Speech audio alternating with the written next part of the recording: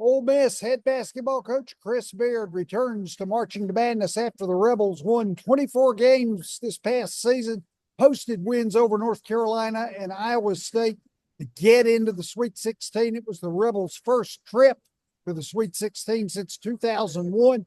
Coach Beard named the Jim Phelan National Coach of the Year. He's taken 4 different schools the NCAA tournament last 9 years. Coach, it's not a bad way to work. It sounded pretty good, man. My mom doesn't brag on me that much. You led Ole Miss to 24 wins and 14 top 25 teams on that schedule as a record. Of course, we had 14 SEC teams in the tournament. So how do you compare the challenge of the 2025 SEC to other tough conferences where you've had solid programs? Yeah, it's a good question. All the buzz kind of started about this time last year when most of the best players in the SEC were staying in the SEC. Recruiting went well. The league obviously has great coaching. So it's pretty cool to see that the product actually ended up kind of meeting the expectations of the hype. It started kind of in the non-conference schedule where everybody in the SEC had some big wins, success, us included, beating Louisville at Louisville and BYU on a neutral court, and a couple other wins. Colorado State, remember I said at the time, was really, really good, and that proved to be true. But it wasn't just Ole Miss. Everybody in the league had really good non-conferences. Then the conference slate, it was what it was. It was a lot of fun to compete in. Basically, every night you're playing against an NCAA tournament team. And then watching the ultimate success in the NCAA tournament with 2 SEC teams making the Final Four. There was a lot of hype revolving around the league last year, but I would argue that we met expectations. Ole Miss led Michigan State for most of that Sweet 16 affair as the defense forced the Spartans' turnovers early. And, they never led until there were 7 minutes left in the game. I thought you outplayed them for a lot of that game. Yeah, if basketball was a 35-minute game, we'd have been in business. No, it was a good game, very similar to all, second weekend NCAA tournament games. You're going to be playing against one of the best teams in the country, and that certainly was the case. I was really proud of our guys. We played well. We executed a game plan for the most part. It was really one of those games that came down to kind of who had the ball last. I think the key for us is just to keep putting ourselves in those positions, year after year, being a part of the fight.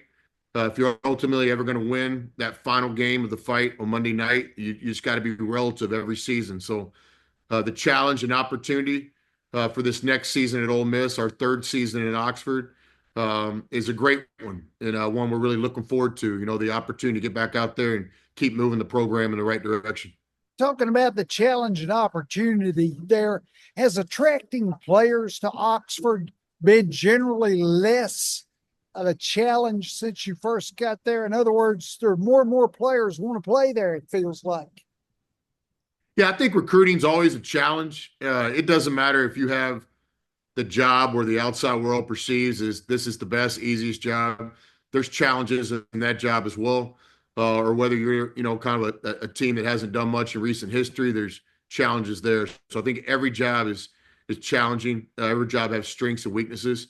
I think your question is real. I think our success at Ole Miss, our first 2 seasons, has opened some doors for us in recruiting that maybe not have been fully open before. Eventually, you got to kick in the door anyway, so it doesn't matter if the door's open or not. You got to find a way to get in. But to me, it's just great appreciation of our players. For us, it started that first year where I thought we had a very competitive first team at Ole Miss, literally missed the tournament by a game or 2, whichever way you look at it. But those players, those seniors, whether it be Jamarion Sharp or Al Flanagan, those guys, we're always appreciative of the guys that put in real time and real effort in our program. And then certainly this year's team, past year's team to get back in the NCAA tournament, to really be relative in college basketball from opening day all the way to the Sweet 16. Heck yeah, we benefit from that. There's And the players deserve all the credit. I think our best recruiters right now are Matt Morrell and Brakefield and Juju and Padula and Barnes and those guys. So super appreciative of all the work that our players put into the team last year, and we definitely benefit from their work today. You and your staff, I think, do an excellent job of improving players after they come in to where you're coaching. It's very attractive, I think, if a player wants to move up, move his game up, and eventually have a shot at the NBA. So, what are the key concepts in being able to improve players like that? Yeah, I think with all things player development, I think it all starts with just putting everybody's cards on the table. Empowering players to have a voice themselves. You got to have a plan before it ever starts. And both sides have to agree on the plan. The individual player, and certainly the people that are working with that player, our coaching staff, our player development, John Riley in the strength conditioning world. And so it starts with just kind of an honest conversation. This is where you are today, strengths and weaknesses. These are areas that you must improve on to help Ole Miss win games and ultimately to help yourself, play basketball after college. And so for us, it's always started with just kind of open dialogue. And then we put a plan together, a plan that's very defined, a plan that's executed on a daily basis, a plan that can be measured along the way. And so we're already off to that right now. Our three returners with Zach and Klafke and Dia put in great work this spring, both mentally and physically. And we're looking forward to having our full team here as we start summer workouts here in a few weeks in June. Sure, I see 6 incoming transfers right now that were in rotations, on the high mid-major levels. James Scott, he played in the middle for the resurgent Louisville Cardinals, and then Corey Chest comes over from LSU, where he started 19 games, was a force on the boards, but he had a toe injury that cut his season short. Yeah, we're gonna be releasing the full roster closer to when the summer comes, and I look forward to letting those players speak for themselves. We'll have some summer press conferences and get these guys out there. I think that's really, really important for our fan base to get to know our players as soon as possible. What I'll tell you, kind of from a big picture view, is we feel like we got the right guys returning. We feel like we have the right young talent coming in the high school recruiting class, and then certainly with the transfers. Not only do we get talented players, we got the right kind of people, people that are interested in helping Ole Miss make a Final Four, people that are interested in being a part of a team. Definitely every guy we have has strong individual goals, and that's the way it should be. But I think what's really important is that we kind of put the puzzle together. I've never thought as recruiting as just trying to go out and get 15 special talents. The key is, do the 15 talents fit? And can we ultimately put this puzzle together where we can compete for championships here in Oxford? So we're optimistic about not only the talent that we've been able to recruit this spring, but also the character of the people involved. Because I think ultimately that's equally important as you start thinking about competing for championships. And when you think about it, I think all of those are important in putting your rotation together as the preseason, I guess, transpires.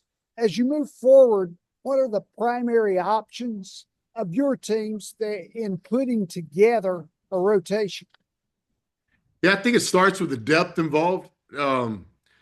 It's a long season in the SEC, so you have to make sure that every player on your roster understands their role, understands the ability to expand their role through competition. Obviously, there's some real business conversations had with some of our older players that have limited time left in their careers. So I think again, it's just a combination of true, clear, transparent conversation where everybody understands the expectations going in. And certainly, we spend a lot of time with our players individually, trying to reach their potential, both as people and players, and then putting our team together. But I think our story for our third Ole Miss team coming up, which will start in June with these guys on the floor, is we feel really good about our depth. We feel like we have enough talent to play different ways, enough talent to expand some guys' roles within our system. but I would argue our depth could end up being a big part of our success this upcoming season. As a coach, when you evaluate the temperament of players, at what point does it become necessary, to step in, generally kind of cool a player down if he oversteps your philosophy as such? Well, it's not my philosophy. It's our program philosophy. It's all about team. We have some non-negotiables, some standards that everybody needs to live up to, including the coaches and the players. I think when it comes to tense moments and all that, I would much rather have some competitors here that we can turn down from time to time. I'm not a very good guy at turning it up. And so in recruiting, we're ultimately looking for the competitor, the guy that has a chip on his shoulder, the guy that has an edge. And I think this year's Ole Miss team coming up, our third team in Oxford, will have some stories that are really easy to see. Some established players that have some more in them.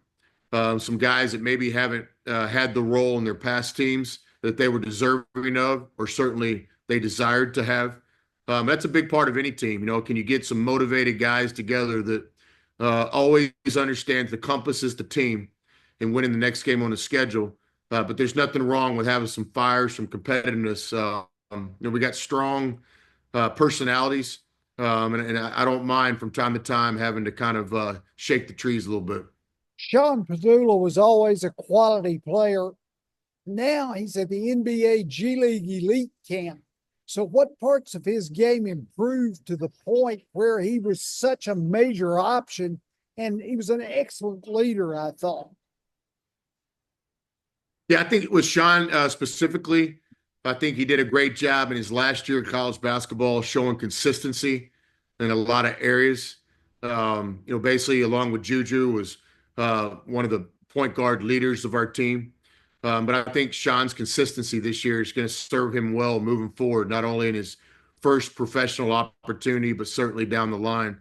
I think with all of our players, I'm really excited to watch where their basketball careers take them, and make sure I don't forget somebody because we had so many seniors. But with Barnes and Juju and Matt and Brake and Mikkel and Benson and a lot of these guys, it's going to be really fun to watch these guys. All these guys are off to great starts. Making decisions on their agent, who's going to represent them along this journey. All of them have had different strategies this spring in terms of their workouts, where they're working out. It's been awesome having a lot of these guys in Oxford. Graduation week last weekend was awesome. Watching all these guys graduate, both with their undergrad degrees, and we had several guys earn their master's degrees here. Look, the story of college basketball is the players. And the story of our team here in Oxford having a special season last year was our players. And certainly those veteran seniors deserve a lot of the credit. And now it's going to be really fun as we support those guys in the professional endeavors. Sweet 16 in your second season at Ole Miss. So how did you raise the confidence in the basketball program in Oxford so quickly inside the team, the campus, and the city? Yeah, I think one thing that we all did together, not me, Yeah. we together, from the chancellor to Keith to our fan base, to our student body, to our season ticket holders, and then ultimately our staff, and to the most important group in this conversation is our players. I think we raised expectations. We started seeing ourselves as a team where the goal wasn't to make the NCAA tournament. The goal was to win the NCAA tournament. And so to make the second weekend and literally be a possession away from the Elite Eight, which is a pathway to the Final Four, in a lot of ways we were close. And I think there's a lot of good in that. And we'll study that, and we'll try to improve in those areas. On the other side of the coin, we're just getting started. And I think expectations to me continues to be one of the most important factors. Our season ticket holders sharing a new expectation that, it's awesome to buy the tickets, but the expectation is to make sure your seats are filled every game, no matter if that game's in November or early March. Our student body raising the expectations that they can really have an impact on our team, and they can really enjoy that part of the college experience by supporting Ole Miss basketball, not just when there's a big game in the SEC, but every home game along the way. So, but expectations have been risen here, and all the groups from the Grove Collective to our administration with Keith and the Chancellor. It's just been very rewarding to watch, and it never gets old thanking everybody in our organization, but for all of us together raising the expectations of this program as we continue to take the next steps as we build it. Coach Chris Beard, I always enjoy our conversations on the show, Coach. I hope you have good luck here this summer and getting everything together, and I'll see you in the fall. Ken, thank you very much, man. Hotty toddy. Hotty toddy. Yes, sir.